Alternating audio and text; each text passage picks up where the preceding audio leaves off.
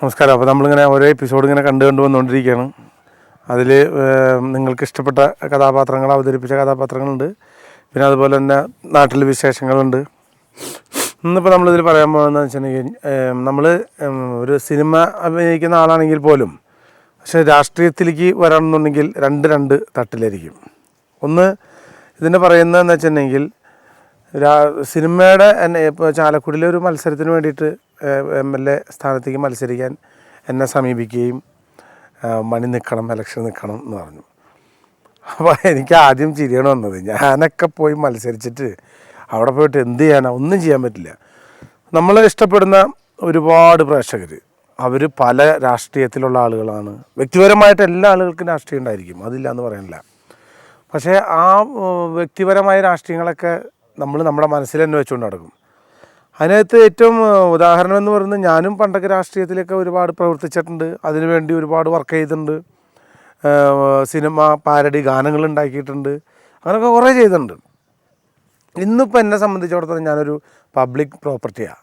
നിങ്ങളാണ് ഞങ്ങളെ കാണുന്നതും ഇഷ്ടപ്പെടുന്നതും. അപ്പോൾ അയ്യോ മണി ആ രാഷ്ട്രീയത്തിൽ പോയി പ്രവർത്തിച്ചല്ലോ, അല്ലെങ്കിൽ ഇലക്ഷന് ജയിച്ചല്ലോ എന്ന് പറയുമ്പോൾ ചിലർക്ക് ഇഷ്ടമായിരിക്കും. ചിലർക്ക് പറയും അയ്യോ അതിന് ആവശ്യമില്ലായിരുന്നു, അത് അവൻ ചെയ്തത് മഹാ പോക്കിരിത്തരാണ്, അവൻ്റെ ആവശ്യമുണ്ടോ എന്ന് ചോദിക്കുന്ന ആൾക്കാരുണ്ടായിരിക്കും.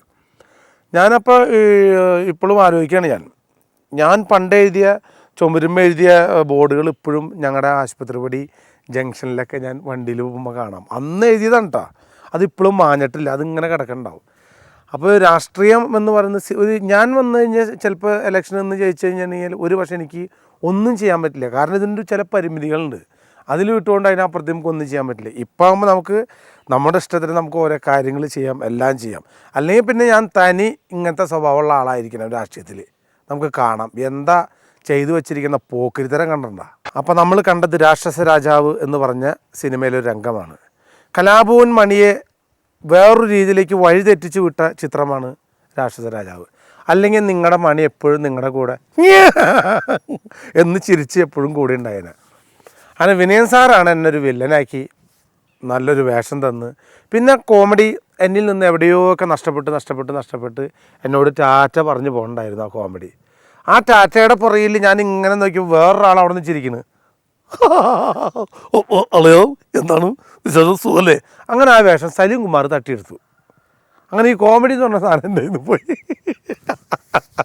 പക്ഷേ ഞാൻ സലീം കുമാറിൻ്റെ വീട്ടിൽ കല്യാണത്തിന് പോയപ്പോൾ ഞാൻ പറഞ്ഞു, ഇനി മലയാള സിനിമയിൽ അടുത്ത് കലാഭവനിൽ നിന്ന് വരുന്നൊരു സിനിമ സൂപ്പർ കോമഡിയനായിരിക്കും സലീം കുമാർ. അന്ന് സലീം കുമാറിൻ്റെ വീട്ടിൽ വെച്ച് തന്നെ ഞാൻ പറഞ്ഞു. അന്നൊരു ചെറിയ മഴയൊക്കെ പെയ്യുണ്ടായിരുന്നു.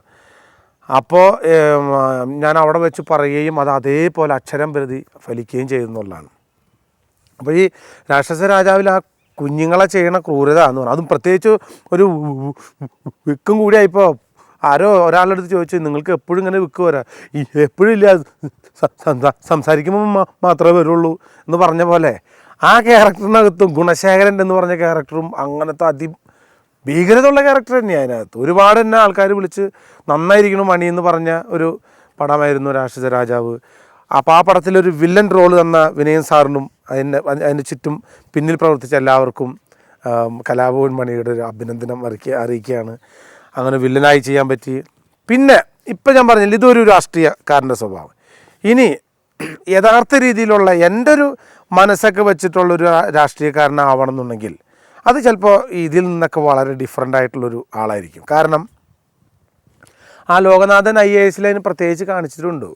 ഒരു ഓട്ടോറിക്ഷ ഡ്രൈവർ, ഞാൻ പറയുമ്പോൾ തെറ്റിദ്ധരിക്കണ്ട, ഓട്ടോ ഡ്രൈവർ പഠിച്ച് ബ്രാഹ്ലിങ്ങിനൊക്കെ പഠിച്ച മാതിരി വിളക്കും ചുവട്ടിലിരുന്ന് പഠിച്ചു എന്നൊക്കെ പറഞ്ഞ മാതിരി സിനിമയിൽ ജീവിതത്തിലൊരു പക്ഷേ എനിക്ക് പഠിപ്പ് വളരെ കുറവായിരിക്കും. ഞാൻ ചിലപ്പോൾ 10ാം ക്ലാസ്സൊക്കെ പോയിട്ടുണ്ടായിരിക്കുള്ളൂ. പക്ഷേ സിനിമയിൽ ഞാൻ ചെയ്യുന്ന വേഷം നല്ല ഹൈ എഡ്യൂക്കേഷനുള്ള ഭയങ്കര പഠിപ്പും വിദ്യാഭ്യാസമൊക്കെ ഉള്ളൊരു വേഷങ്ങളാണ് ഞാൻ ചെയ്യണേ. പക്ഷേ അത് നമ്മൾ ചെയ്യേണ്ട രീതിയിൽ ചെയ്ത് കഴിഞ്ഞാൽ തീർച്ചയായിട്ടും നിങ്ങൾ അംഗീകരിക്കുന്നുള്ളതാണ് തെളിവാണ്. സത്യമായിട്ടും അത് ലോകനാഥൻ IAS ഇങ്ങനെ തന്നെയാണ്. ഇയാൾ ഓട്ടോറിക്ഷ ഓടിക്കാൻ പോയി, അങ്ങനെ കഷ്ടപ്പെട്ട് വലിയ ഒരാളുകളുടെ വീട്ടിൽ പോയിട്ട് അവിടെ നിന്ന് പഠിപ്പ് സമ്പാദിച്ച് അങ്ങനെയാണ് ഇയാൾ IAS ആയിട്ട് വരുന്നത്. പക്ഷേ IAS ആയിട്ട് വരുന്ന സ്ഥലങ്ങളിൽ ഇയാൾക്ക് ഒരുപാട് ഇയാളെ താഴ്ത്തപ്പെടുകയും ചവിട്ടി താഴ്ത്തുകയും ചെയ്തിട്ട് ആ പണിയും പോകും, IASൻ്റെ പണിയും പോകും. എന്നിട്ട് പിന്നെ പിടിച്ച് നിൽക്കാൻ പറ്റിയ പണിയാണ് ഈ രാഷ്ട്രീയത്തിലെ പണി. അവിടെ ഒരു പണി, ഒരു 1.5 പണിയാണ്. നമുക്കതൊന്ന് കണ്ടു നോക്കാം. പിന്നെ ഞാൻ ചെയ്ത രാഷ്ട്രീയ വേഷങ്ങളിൽ എനിക്ക് ഏറ്റവും ഇഷ്ടപ്പെട്ട വേഷം ജയറാമേട്ടൻ്റെ പടം പൗരനിലും നല്ലൊരു വേഷം തന്നെയുണ്ട്. ഒരു പ്രത്യേക എന്താ പറയുക, അയാളുടെ ഒരു രീതി, ഒരാളെ ഒക്കെ പോയി സംസാരിക്കുന്ന രീതി തന്നെ ഒരു പ്രത്യേക രീതിയിലുള്ള ക്യാരക്ടർ തന്നെയാണ്. അതിനകത്ത് എൻ്റേതായ ചില നർമ്മങ്ങളും ഒരു ചിരിയും കാര്യങ്ങളൊക്കെ മിക്സ് ചെയ്തിട്ടാണ് ആ പടത്തിൽ വന്നിട്ടുള്ളത്. ഇതിനകത്ത് ഒരുപാട് നല്ല വ്യക്തികൾ നമുക്കുണ്ടെന്നുള്ളതാണ് നമ്മുടെ നാട്ടിൽ. എന്താ പറയുക, വളരെ ഇഷ്ടപ്പെട്ട എത്രയോ ആളുകൾ, പല രാഷ്ട്രീയങ്ങളിലുള്ള ഒരുപാട് ആളുകളുണ്ടെന്നുള്ളതാണ്. മലയാള സിനിമയിൽ തന്നെ നല്ല രീതിയിൽ ചിത്രീകരിച്ചിട്ടുള്ള ഒരുപാട് പടങ്ങളും ആ കൂട്ടത്തിലുണ്ടെന്നുള്ളതാണ്. അപ്പോൾ ഈ പൗരൻ്റെ ക്യാരക്ടർ അങ്ങനെ തന്നെയാണ്. അതിനകത്ത് ഒരു സീൻ എനിക്ക് ഭയങ്കര ഇഷ്ടപ്പെട്ട സീനുണ്ട്. ഈ ഒരു തൊഴിലാളി ഇതിൽ നിന്നും രാഷ്ട്രീയക്കാരനായിട്ട് വന്നിട്ട് അയാൾ കഷ്ടപ്പെട്ട് ഇവിടേക്ക് എത്തിയിട്ട് ഇയാൾക്കൊന്നും കിട്ടാണ്ട് വരുമ്പോൾ ഉണ്ടാകുന്നൊരു വിഭ്രാന്തി ഇല്ലേ, ഭ്രാന്തമായിട്ടുള്ളൊരവസ്ഥ. ആ ഒരു അവസ്ഥ ഈ പടത്തിലെ ഏറ്റവും രസകരമായ ഒരു അവസ്ഥ തന്നെയാണ്. നമുക്ക് ആ സീനൊന്ന് കണ്ടു നോക്കാം. പിന്നെ ഞാനങ്ങനെ അധികം പോലീസ് കഥാപാത്രങ്ങൾ ചെയ്തിട്ടില്ല, കുറവേ ചെയ്തിട്ടുള്ളൂ. ഒന്ന് രാവണൻ, പിന്നെ കേരള പോലീസ്, പിന്നെ ബെൻ ജോൺസൺ. അത് കഴിഞ്ഞാൽ പിന്നെ ചെയ്തിരിക്കുന്നത് മധുസാറിൻ്റെ പടത്തിൽ, അത് ചെറിയ വേഷമാണ്. ഞാൻ മെയിൻ വേഷമാണ് പറയണത്. കേരള പോലീസിലും കുറച്ച് അതായത് നന്മ, ഞാൻ കുറച്ച് പടങ്ങളിലൊക്കെ നായകനായിട്ട് അഭിനയിക്കുന്ന പടങ്ങളിലൊക്കെ കുറച്ച് നന്മ ചെയ്യുന്ന കഥാപാത്രങ്ങൾ തൊട്ട് തലോടി എനിക്ക് എൻ്റെ ഒരു സ്വഭാവം ഉണ്ട്. അങ്ങനെ കുറച്ച് എന്താ പറയുക, ഒരു സഹായ മനസ്ഥിതിയുള്ള വേഷങ്ങളാണ് ഞാൻ കൂടുതൽ ചെയ്യാറ്. അതിപ്പോൾ നമ്മുടെ കേരള പോലീസ് കൂടാതെ തന്നെ രക്ഷകൻ എന്ന് പറഞ്ഞ പടത്തിലും അങ്ങനെ തന്നെയാണ്. ഒരു കുടുംബത്തെ പോറ്റാൻ വേണ്ടിയിട്ട് 3 പെങ്ങന്മാരും അമ്മയും, അച്ഛൻ മരിച്ചുപോയി, ഇവരെ നോക്കാൻ വേണ്ടിയിട്ട് കെട്ടിയ കടപ്പാടം സ്ഥലമൊക്കെ നഷ്ടപ്പെട്ടു പോയി കഴിഞ്ഞിട്ട് അമ്മേനെയും ഈ പെങ്ങന്മാരെയും കൊണ്ടൊരു മാരുതി ഗാരേജിൽ കൊണ്ട് താമസിപ്പിച്ചിട്ട് അമ്മയുടെ അടുത്ത് പറയുന്നുണ്ട്, അമ്മ എപ്പോഴും പറയാറില്ലേ, അമ്മയ്ക്ക് ഉറങ്ങാനായിട്ട് നല്ല ബെൻസ് വണ്ടി വേണമെന്ന്. അമ്മയ്ക്ക് ഉറങ്ങാൻ ബെൻസ് കാറ്, എൻ്റെ കുഞ്ഞു പെങ്ങൾ നീ ചെറുതായതുകൊണ്ട് നിനക്ക് ഉറങ്ങാൻ മാരുതി കാറ്.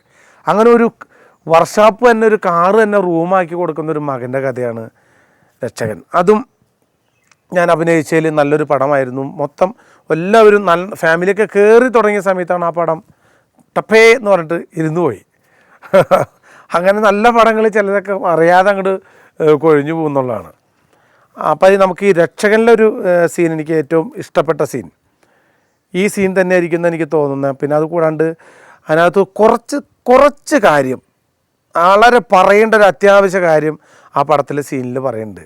മഞ്ഞയെ നടു റോട്ടിൽ നമ്മുടെ ഇന്ന് മൊബൈൽ സമ്പ്രദായം, അതായത് ഈ മൊബൈൽ ഇറങ്ങിയതിന് ശേഷം ഒരു അമ്മമാർക്കും പെങ്ങന്മാർക്കും മാന്യമായിട്ട് റോട്ടിൽ കൂടെ നടക്കാൻ പറ്റണില്ല എന്നുള്ളതാണ്. എവിടെയൊക്കെ ക്യാമറ വയ്ക്കി എന്തൊക്കെ എടുക്കണമെന്ന് നമുക്ക് മനസ്സിലാക്കാൻ പറ്റണില്ല. ഇന്ന് കുഞ്ഞു മക്കൾ പോലും സ്കൂളിൽ പോകുമ്പോൾ മൊബൈൽ ഫോണായിട്ടാണ് സംസാരിച്ചുകൊണ്ട് പോകണേ. ആർക്ക് വിളിക്കണത്, എന്ത് വിളിക്കണമെന്നൊരു പിടിയും കിട്ടണില്ല. എന്തായാലും ഈ സീൻ കണ്ടിട്ടെങ്കിലും മനസ്സിലാക്കുക, ഈ മൊബൈൽ ഫോൺ വരുത്തി വയ്ക്കുന്നത് ഉപകാരമുണ്ട്, അതിൽ പരം ഓരോരോ പ്രശ്നങ്ങളുമുണ്ട്. നമുക്ക് ഈ സീനൊന്ന് കണ്ടു നോക്കാം. ഇന്ന് മൊബൈൽ അത് നോക്കട്ടെ, പല ടൈപ്പാണ്. മൊബൈൽ കൊണ്ട് ഒരു മരിച്ചു വീട്ടിൽ പോകാൻ പറ്റുമോ? അതിനകത്ത് ഭയങ്കര, പിന്നെ എന്താ പറയുക, ഭയങ്കര പാട്ടുകളും ബഹളങ്ങളാണ്. നമ്മളിപ്പോൾ ഒന്ന് ലൊക്കേഷനിൽ നിൽക്കുകയാണെന്നുണ്ടെങ്കിൽ ഒരു ഫോട്ടോ എടുക്കണമെന്ന് പറഞ്ഞാൽ എല്ലാവരുടെയും ക്യാമറ ഉണ്ടെന്നുള്ളതാണ്. അപ്പോൾ നമ്മളിങ്ങനെ നിൽക്കുകയാണെങ്കിൽ ഈ ക്യാമറ ഇങ്ങനെ ഓൺ ചെയ്ത് വെച്ചാൽ 1/2 മണിക്കൂർ കഴിയുമ്പോഴാണ് ഈ സാധനം വരാം, കറക്റ്റ് എടുത്തു എന്നുള്ളതാണ്. അപ്പോൾ അത്രയും നേരം നമ്മൾ ഇതിന് വേണ്ടി ഇങ്ങനെ നിൽക്കുന്നുള്ളതാണ്. മൊബൈൽ നല്ലതാണ്, അത്യാവശ്യ കാര്യങ്ങളും ഒരുപാട് തൊട്ടടുത്ത് അറിയാൻ വേണ്ടി നല്ലതാണ്. പക്ഷേ ഇതാണ് ഇപ്പോൾ ഈ കണ്ട സീനൊക്കെയാണ് ഈ മൊബൈൽ കൊണ്ട് വരുത്തുന്ന ചില വിനകൾ. അപ്പോൾ നന്മ ചെയ്ത കഥാപാത്രങ്ങൾ ഒരുപാടുണ്ട്. അതിന് ഉദാഹരണം ആണ്ടവൻ എന്ന് പറഞ്ഞ പടം. ആ പടവും നല്ല അഭിപ്രായം ഏറ്റവും കൂടുതൽ എനിക്ക് പറഞ്ഞത് ടി വിയിൽ വന്ന് കണ്ടപ്പോഴാണ് ആ പടത്തിന് ഏറ്റവും നല്ല അഭിപ്രായം ഉണ്ടായതെന്ന് എനിക്ക് തോന്നുന്നത്. അതിനകത്തും കുറേ കുഞ്ഞു മക്കളെ, തെരുവിൽ അലഞ്ഞു നടക്കുന്ന കുറേ കുഞ്ഞു മക്കളെ നമ്മുടെ ഞങ്ങൾ താമസിക്കുന്ന ചേരിയിൽ കൊണ്ടുവന്ന് അവരെ സമാധാനിപ്പിക്കുകയും അവർക്ക് വേണ്ട ഭക്ഷണം കൊടുക്കുകയും, ഇന്നൊരുവിധപ്പെട്ട ആളുകളൊക്കെ നമ്മുടെ കുഞ്ഞു മക്കളെ ഉപയോഗിക്കുന്നത് കഞ്ചാവ് വിൽക്കാനും മയക്കുമരുന്ന് കൊണ്ടു കൊടുക്കാനും അത്തരത്തിലുള്ള ഒരു സമ്പ്രദായമാണെന്ന് കുറേ സ്ഥലങ്ങളിൽ കണ്ടുവരുന്നത്. അങ്ങനെ എൻ്റെ കൂടെയുള്ളൊരു കുഞ്ഞു മോനെ കഞ്ചാവ് കൊണ്ട് വിൽക്കാനായിട്ട് മറച്ചിൽ വിൽക്കുന്ന ആ സീൻ എനിക്ക് സത്യം പറഞ്ഞാൽ ആ സീൻ പിടിച്ചു കഴിഞ്ഞിട്ട് ഈ കുഞ്ഞിൻ്റെ അടുത്ത് പറഞ്ഞ് മനസ്സിലാക്കുന്ന ഒരു സീനുണ്ട്. ആ തെരുവ് മൊത്തം കരയാണ്. ഈ കുഞ്ഞുങ്ങളെ രക്ഷിക്കാൻ വേണ്ടി ഒരു പ്രോസ്റ്റിറ്റ്യൂട്ട് വരെ അത്രയും സഹായിക്കുന്നുണ്ടുള്ളതാണ്. ഒരു കുഞ്ഞു മോനെ ഈ പെണ്ണ് പറയുന്നുണ്ട്, നീ എൻ്റെ നെഞ്ചിനോട് ചേർന്ന് കിടന്നാൽ മതി, നിനക്ക് നിൻ്റെ അമ്മയുടെ നെഞ്ചിനോട് ചേർന്ന് കിട്ടുന്ന അതേ ചൂടും ഇതും എന്നിൽ നിന്ന് കിട്ടുന്നു, മോൻ എൻ്റെ കൂടെ കിടന്ന അതൊക്കെ ആ സീനൊക്കെ എനിക്ക് എന്താ പറയുക ഭയങ്കരമായിട്ടുള്ള സീനുകളാണ്. ആ സീനിൽ ആ ഒരു സീൻ പ്രത്യേകിച്ച് കാണേണ്ടതാണ്. ഒരു മക്കളോട് കുഞ്ഞുങ്ങളോട് എങ്ങനെയാണ് പെരുമാറേണ്ടത് എന്നുള്ള സീനാണത്. നമുക്കത് കാണാം. ഇനിയിപ്പോൾ പറയുന്നത് നമ്മൾ അനിൽ സാറിൻ്റെ പടം, അനിൽ ബാബുല അനിൽ സാറിൻ്റെ പടത്തെ കുറിച്ചിട്ടാണ്. അദ്ദേഹത്തിൻ്റെ എനിക്ക് കിട്ടിയിട്ടുള്ള പടങ്ങളൊക്കെ നല്ല പടങ്ങളാണ്. അതിലൊന്ന് വാൽക്കണ്ണാടി, പിന്നെ അത് കൂടാതെ കണ്ട് ഇപ്പോൾ ചെയ്താണ് ലോകനാഥൻ IAS. അതിലൊക്കെ വിട്ടുകൊണ്ട് വളരെ ഡിഫറെൻ്റായിട്ട് ഞാൻ ആളുടെ പടത്തൊരു വില്ലൻ കഥാപാത്രം ചെയ്തു എന്നുള്ളതാണ്. പാർത്തൻ കണ്ട പരലോകത്തിലൊരു പ്രത്യേക വില്ലൻ കഥാപാത്രം. ഇയാളെ കണ്ടു കഴിഞ്ഞൊരു അല്പം സ്ത്രീയുടെ പോലെ തോന്നുമെന്ന് വെച്ചിട്ടുണ്ടെങ്കിൽ അതേമാതിരി നടത്തവും അയാളുടെ കണ്ണും മുടിയും അങ്ങനെയൊക്കെ തന്നെയാണ്. പക്ഷേ ഇയാൾ എവിടെ ഇയാളുടെ മനസ്സ് പടാന്നൊന്ന് മാറുന്നുണ്ട്. അത് ചിലപ്പോൾ നിങ്ങൾ ആയിരിക്കും ചില എന്താ പറയുക അങ്ങനെയുള്ള ആളുകൾ നമ്മുടെ നാടുകളിലുണ്ട്. ബോംബെ അങ്ങനെയുള്ള പരിസരങ്ങളിലൊക്കെ ഭയങ്കര പെട്ടെന്ന് ചൂടാവുന്ന ആളുകളുണ്ടാവും. പക്ഷെ അവൻ്റെ ഒരു റീസൺ പറയുന്നുണ്ട്, ഞാൻ എങ്ങനെ ഇത്തരത്തിലുള്ള കഥാപാത്രമായി എന്നുള്ളത് നിങ്ങൾ അറിയണം എന്നൊരു ഒരു രംഗം. അതിനകത്ത് എനിക്ക് ഏറ്റവും ഇഷ്ടപ്പെട്ടതെന്ന് വെച്ചിട്ടുണ്ടെങ്കിൽ ഞാൻ ഇപ്പോൾ ഒരു പാത്രം കൊണ്ടിട്ട് നമ്മുടെ ഹീറോയിൻ്റെ അടുത്തേക്ക് വരേണ്ടതാണ്. അത് ഭയങ്കര രസമായ സീനായിരുന്നു. പിന്നെ അത് കഴിഞ്ഞിട്ടാണ് ഞാനിങ്ങനെ ആയേനെ പറ്റിയിട്ട് അവൻ പറയുന്നുണ്ട്. അത് കുറേ ഹിന്ദിയും, എന്നാൽ ഹിന്ദി എനിക്ക് ഏറ്റവും ഇഷ്ടമില്ലാത്തൊരു ഭാഷയാണ്. ഹിന്ദി എന്ന് പറയുന്നത് തന്നെ ഷർട്ട് ഹാങ്കറിൽ തൂക്കിയിട്ട പോലെയാണ്. എനിക്ക് നല്ല മാർക്കായിരുന്നു പഠിക്കുമ്പോഴേ ഹിന്ദിയിൽ. അതുതന്നെ എനിക്ക് ഹിന്ദിയോട് ഭയങ്കര അഭിമാനമാണ്. ക്വസ്റ്റ്യൻ പേപ്പറിൽ അതേ സാധനങ്ങൾ അതേ നല്ല അക്ഷരത്തോടു കൂടി പകർത്തി എഴുതി വെച്ച ആളാണ്. അപ്പോൾ നമ്മൾ ഇന്നത്തെ എപ്പിസോഡൊക്കെ കണ്ടു.